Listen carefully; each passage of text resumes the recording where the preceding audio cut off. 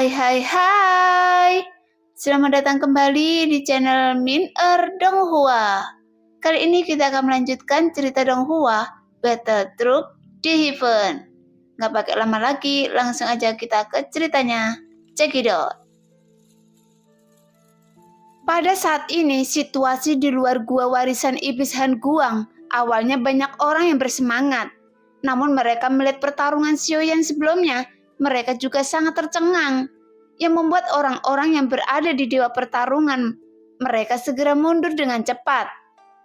Jelas mereka juga memahami bahwa ini bukan lagi takdir di mana kekuatan dewa pertarungan bisa ikut andil dalam pertarungan perebutan gua warisan iblis Han Guang. Oleh karena itu, sekarang kebanyakan dari mereka yang hadir, mereka hanya sekedar ingin tahu tentang tatanan dewa iblis abadi kuno. Bagaimanapun munculnya gua warisan iblis Han Guang ini bukan sesuatu yang kebetulan. Jika bisa mendapatkan keberuntungan baik dari langit dan bumi dan mendapatkan warisan tatanan dewa iblis abadi kuno, bahkan tidak ada yang tidak mungkin. Dengan kekuatan dewa pertarungan bisa mendapatkannya. Meski begitu, mereka juga tidak berani untuk memasuki gua warisan tersebut.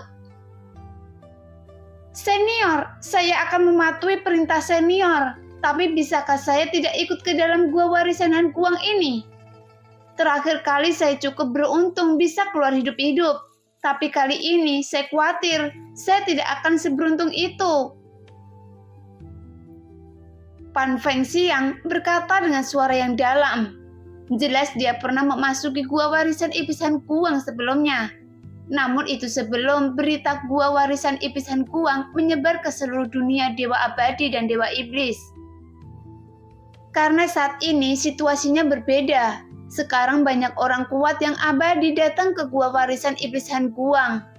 Oleh karena itu, Pan Fengxiang tidak ingin memasukinya untuk kedua kalinya.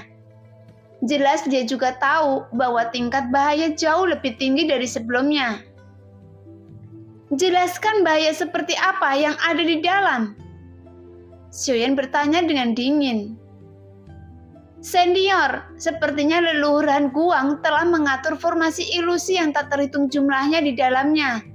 Begitu Anda jatuh ke dalam ilusi tersebut, maka 100% Anda tidak akan dapat melarikan diri dari susunan formasi tersebut. Kecuali konsentrasi Anda cukup kuat. Jika tidak, Anda akan menghadapi situasi yang paling menakutkan dalam hidup Anda selama dalam susunan ilusi ini. Pan Fengxiang menjawab Xiaoyan dengan ekspresi yang sangat ketakutan. Seolah-olah saat dia berbicara, dia baru saja mengalaminya. Jika tingkat bahayanya seperti yang Anda katakan, lalu bagaimana Anda bisa bertahan hidup di dalamnya? Xiaoyan terus bertanya. Mendengar itu, Pan Fengxiang tersenyum pahit. Dia sepertinya memiliki kenangan buruk yang tak terlupakan di dalam hatinya. Pada saat itu, saya hampir terjatuh ke dalam susunan ilusi tersebut. Meskipun setiap orang yang memasukinya mengalami ilusi yang berbeda-beda, tapi mereka semua akan menjadi musuh yang harus saya lawan sampai mati, atau dikeluarkan oleh susunan tersebut. Jadi dalam menghadapi situasi putus asa, saya menelan pil racun untuk bangun dari ilusi tersebut, yang membuat saya terluka parah saat itu. Namun setelah saya bisa bangun dari ilusi, saya sudah lolos dari dalam ilusi, dan itu merupakan keberuntungan saya. Kali ini Pan Fengxiang tidak berani menyembunyikan apapun dari Xiaoyan, jadi dia menceritakan apa yang dia alami sebelumnya, sehingga dia takut memasuki gua ini lagi. Karena dia sudah tidak tertarik dengan tatanan iblis abadi kuno ini. Bagaimanapun jika dibandingkan dengan kehidupannya, dia tidak perlu memaksakan sesuatu yang bukan miliknya. Jika apa yang Anda katakan benar, berarti sebelum pernah ada orang yang menembus ilusi sebelumnya dan memperoleh warisan leluhur Han Guang sampai sekarang. Mendengar apa yang dikatakan Pan Fengxiang, Xiaoyan memiliki keraguan di dalam hatinya. Jadi dia terus bertanya, karena jika itu hanyalah suatu ilusi terlarang, pasti ada orang yang kuat yang mengendalikan susunan ilusi tersebut. Jika tidak, tidak mungkin ada sesuatu hal yang aneh yang belum pernah terjadi sebelumnya. Saya tidak tahu pastinya, tetapi mungkin ada hal aneh lain di gua ini. Selain ilusi terlarang tersebut, intinya sejauh yang saya tahu, belum ada seorang pun yang pernah menerima warisan dari leluhuran Guang. Dan tidak ada yang pernah mendapatkan warisan apapun dari gua ini. Pan Fengxiang terus menjawab pertanyaan Xiaoyan. Mendengar itu, Xiaoyan menyipitkan matanya sedikit. Karena jika belum ada yang mendapatkan warisan apapun, berarti ada yang salah dengan gua warisan ini. Yang membuat Xiaoyan bertanya-tanya, apakah yang disebut warisan leluhuran Guang benar-benar ada di gua ini? Karena jika dipikirkan dengan hati-hati, sepertinya ada kemungkinan gua warisan ini merupakan jalan buntu yang tidak dapat terpecahkan, yang merupakan warisan peninggalan leluhuran Guang untuk generasi muda di masa depan. Namun menurut rumor yang dikabarkan bahwa tatapan makhluk dewa iblis abadi ada di dalam gua warisan iblis Han Guang ini, dan Xiaoyan juga sudah memiliki petunjuknya. Oleh karena itu, jadi apapun yang terjadi, Xiaoyan juga harus memasukinya, sehingga Xiaoyan dapat menemukan kebenarannya. Pada saat ini, tirai cahaya tipis perlahan memudar, sehingga banyak sosok di belakang Xiaoyan juga ingin segera memasuki gua warisan. Melihat pemandangan itu, Xiaoyan juga tiba-tiba berdiri dari dalam kompas, yang membuat banyak orang di belakangnya juga terdiam. Karena mereka juga takut kepada Xiaoyan, jadi sebelum Xiaoyan masuk mereka tidak berani bergerak. Oke, kalian bertiga harus menunggu saya di sini. Jika kalian berani pergi kembali ke Bintang Ungu, maka saya akan memusnahkan keluarga kalian. Xiaoyan berkata dengan dingin. Bagaimanapun, Xiaoyan juga tidak tahu secara pasti warisan dan bahaya di dalam gua ini. Jadi dia memperingatkan ketiga leluhur bintang Han Guang untuk tidak melarikan diri. Tepat ketika kata-kata Xiaoyan keluar, ketiga leluhur bintang ungu ingin menangis. Namun mereka tidak bisa menangis, tapi tidak ada yang berani mengeluh. Lagi pula, mereka juga sangat beruntung Xiaoyan tidak meminta mereka untuk masuk. Setelah Xiaoyan selesai berbicara, dia melangkah maju dengan telapak kakinya. Kemudian hanya terdengar suara gemuruh guntur yang menyebar. Tiba-tiba sosok Xiaoyan telah menghilang dari dalam kompas. Hei, kecepatan orang ini sangat luar biasa. Apakah orang ini baru saja masuk? Namun meskipun aura yang dipancarkan orang ini hanyalah langkah kelima dari keabadian Kaisar, tapi saat dia bertarung sebelumnya, saya dapat merasakan bahwa kekuatannya tidak sesederhana kelihatannya. Jangankan melawan keabadian Kaisar langkah kelima, bahkan mungkin melawan langkah ketujuh keabadian Kaisar, dia sudah lebih dari cukup mampu melawan yang lebih kuat lagi. Orang-orang yang baru saja menghentikan sebelumnya berteriak. Setelah melihat Xiaoyan masuk ke dalam gua warisan, semua orang mengenal saat mendengar itu. Namun mata suram ketiga leluhur bintang ungu yang berada dalam kompas terbang juga menghela nafas lega. Seolah-olah batu di hati mereka akhirnya jatuh saat ini. Saudara Jin, sebenarnya kekuatan macam apa yang dimiliki orang ini? Pan Fengxiang mau tidak mau bertanya dengan rasa ingin tahu, karena sebelumnya dia tidak memiliki kesempatan untuk bertanya. Jadi setelah Xiaoyan menghilang, dia buru-buru bertanya.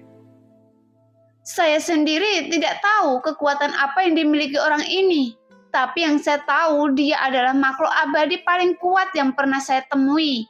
Bahkan kekuatan tubuh fisiknya bisa dikatakan paling kuat di antara orang yang ada di sini. Jin Doming berkata perlahan sebelum melanjutkan. Namun, menurut saya bukan hanya tubuh fisiknya yang kuat, tetapi secara keseluruhan, kekuatan orang ini sangat kuat.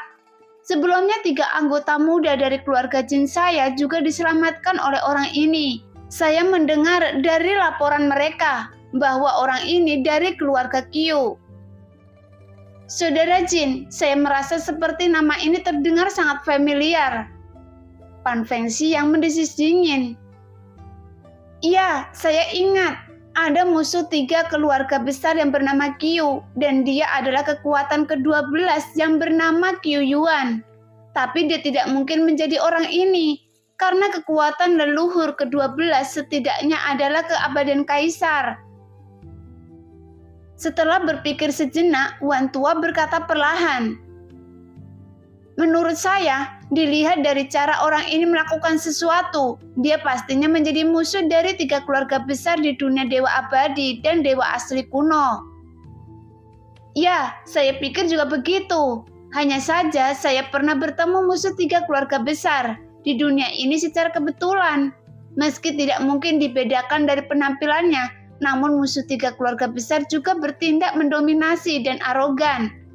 Tetapi mereka semua mengenakan jubah seragam keluarga, dan orang ini mengenakan jubah hitam, dan ini perbedaan dari apa yang saya lihat sebelumnya." Jin Doming berkata lagi.